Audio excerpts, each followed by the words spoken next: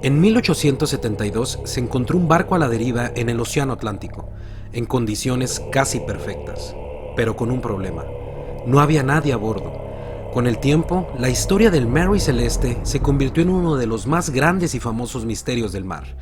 A lo largo de los años, muchos han ofrecido soluciones para intentar descifrar lo que le sucedió a la tripulación.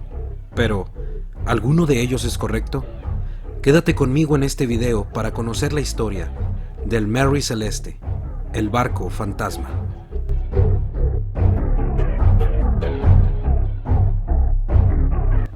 La historia del Mary Celeste fue un evento real que se fue quedando en el olvido, hasta que un autor imaginativo lo revivió y lo exageró. El autor era un joven que más tarde sería nombrado caballero, como Sir Arthur Conan Doyle, por sus libros de Sherlock Holmes.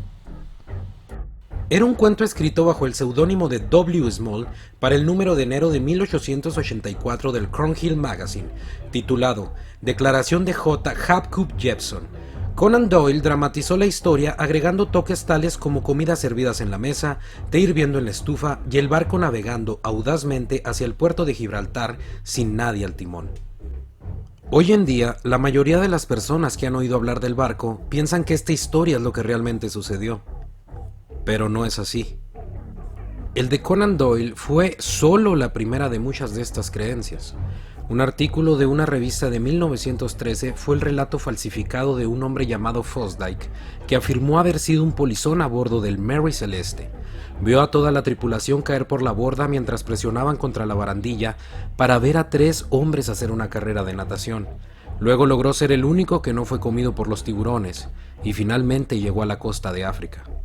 En la década de 1920, un autor llamado Keating falsificó un artículo para el Chambers Journal, contando la historia de un hombre llamado Pemberton que sobrevivió. Keating pronto amplió la historia ficticia de Pemberton en un libro llamado The Great Mary Celeste. Desafortunadamente, el éxito del libro se convirtió en su ruina. Las entrevistas con Pemberton fueron muy buscadas. Keating trató de escabullirse con excusas e incluso ofreció una foto de su propio padre como fotografía de Pemberton. Pero pronto se descubrió que se lo había inventado todo. Pero entre tantas teorías y fantasías, ¿qué es realmente lo que pasó con este barco? Pues el Mary Celeste era un pequeño bergantín mercante de 33 metros y 282 toneladas de peso. Acababa de ser adquirido por un pequeño grupo de inversores, entre los que se encontraba el propietario de un tercio del barco, el capitán Benjamin Briggs. Junto a él, a bordo estaban su esposa y su hija pequeña, además de 7 marineros. Salieron del puerto de Staten Island, Nueva York, en noviembre de 1872, completamente cargados con destino a Génova, Italia. El cargamento consistía en 1.701 barriles de alcohol de grano, destinados a fortificar los vinos italianos baratos. Los vastos campos de maíz de Estados Unidos lo convirtieron en el productor más barato de alcohol de grano en ese momento, y era lo mejor para Italia, comprarlo y enviarlo desde los Estados Unidos. El viaje transcurrió relativamente sin incidentes según las entradas del diario de a bordo del capitán Briggs, y el capitán de otro barco que navegaba con una semana de retraso confirmó el tiempo. El capitán David Morehouse comandaba el Dei Gratia, un bergantín similar cargado de petróleo. Briggs y Morehouse habían navegado juntos durante muchos años y se conocían bien, y fue una feliz coincidencia que los dos amigos se encontraran en viajes casi idénticos. Pero casi a medio camino entre las Islas Azores y Gibraltar, Morehouse hizo un descubrimiento desafortunado.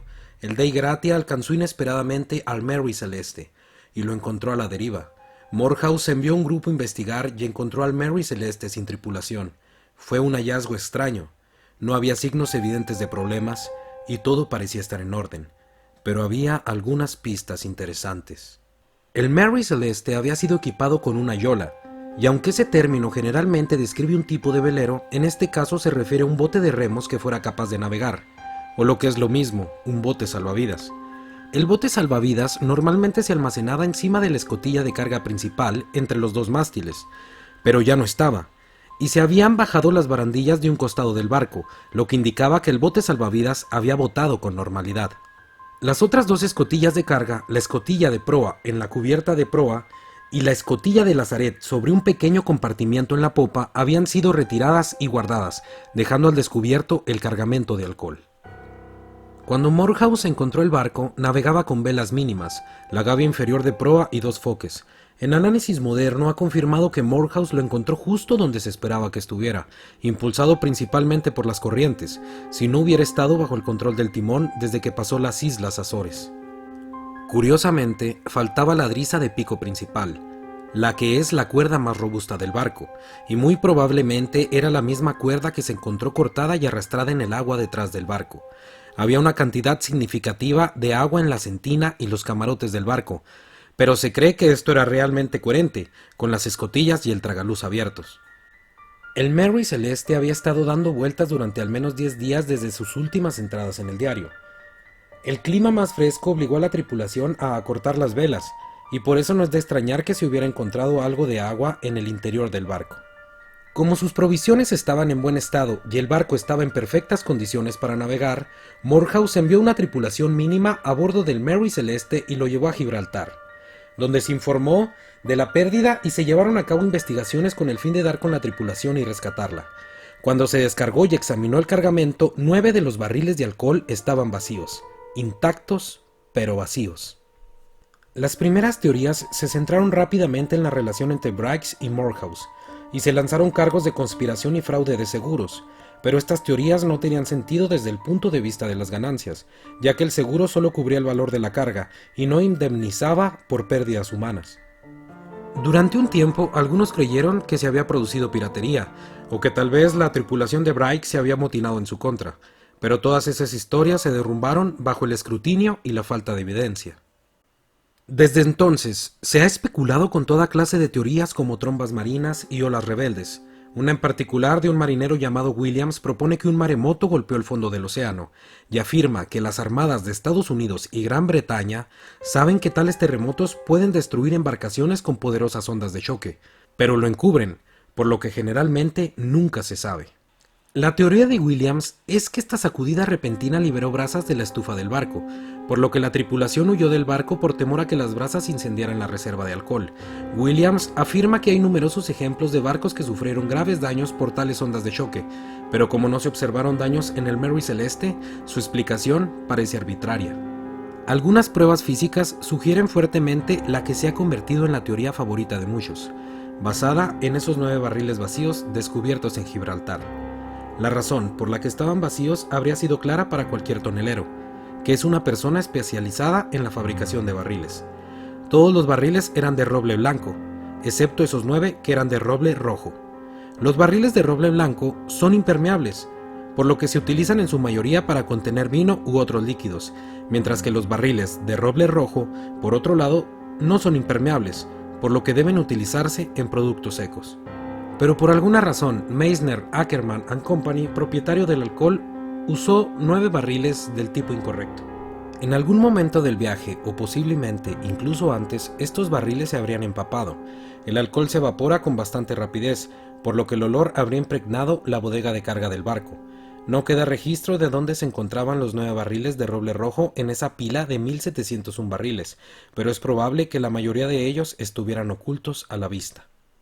En una inspección visual de la bodega de carga probablemente no se habría encontrado nada, por lo que sería imposible saber el alcance de la fuga, pero ese olor habría estado en todas partes. Esto también se evidencia por las escotillas de cubiertas eliminadas. La tripulación sin duda estaba tratando de ventilar los gases inflamables, pero el vapor del alcohol es más pesado que el aire, por lo que es poco probable que ventilar las escotillas de la cubierta hubiera hecho mucho para disiparlo. La tripulación tuvo que haber temido que una explosión o un incendio fuera inminente, por lo que todos se dirigieron al bote salvavidas. Esto no se hizo con pánico o al azar, sino con urgencia y eficiencia. El capitán tuvo el acierto de recoger su sextante y cronómetro marino, necesarios para la navegación, pero todo lo demás a bordo, que no era esencial, quedó atrás. Ninguna evidencia sólida sugiere una respuesta a la pregunta de si tenían la intención de abandonar el barco por completo, o simplemente sentarse a una distancia segura hasta que pensaran que el peligro había pasado. Tomaron la precaución de usar el cabo más fuerte que tenían para amarrar el bote salvavidas al barco, pero por alguna circunstancia desconocida la cuerda no estaba bien atada o se cortó. Las pocas velas todavía desplegadas en el barco eran suficientes para que los remeros del bote salvavidas no pudieran seguir el ritmo. Una vez que vio que no podrían alcanzar el barco, el capitán se dirigió a la isla de Santa María de los Azores, y como era con demasiada frecuencia en esos viajes en bote a mar abierto, nunca lograron llegar y finalmente fueron tragados por el océano Atlántico. Durante los siguientes 10 días, el Mary Celeste se meció con la brisa con sus escotillas abiertas. Lo último del alcohol se evaporó y nadie en el grupo de Morehouse informó haber olido algo. Es una certeza que los 9 barriles, unos 450 galones imperiales, escaparon en forma de humo mientras el Mary Celeste estaba en el mar. En 2006, el Dr. Andrea Silla, químico del University College of London, realizó un experimento para recrear las condiciones que él cree que pueden haber llevado a Bryce a evacuar.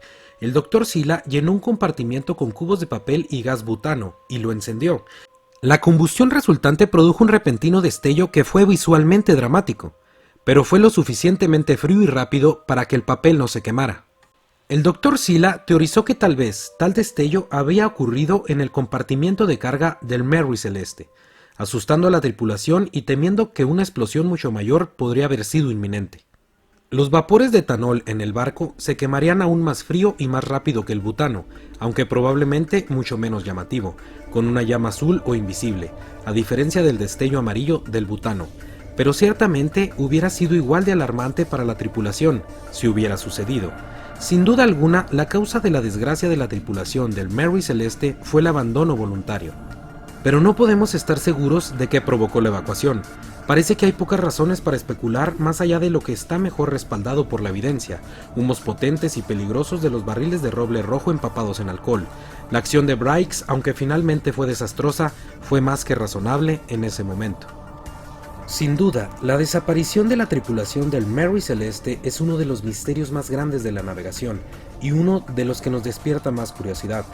Probablemente nunca sepamos realmente qué sucedió con la tripulación de este barco, pero tal vez, en algún lugar de las costas de Gibraltar o de las Islas Azores, aún se pueda escuchar el ruido de los remos de los marineros del capitán Bryce, tratando de llegar a tierra firme.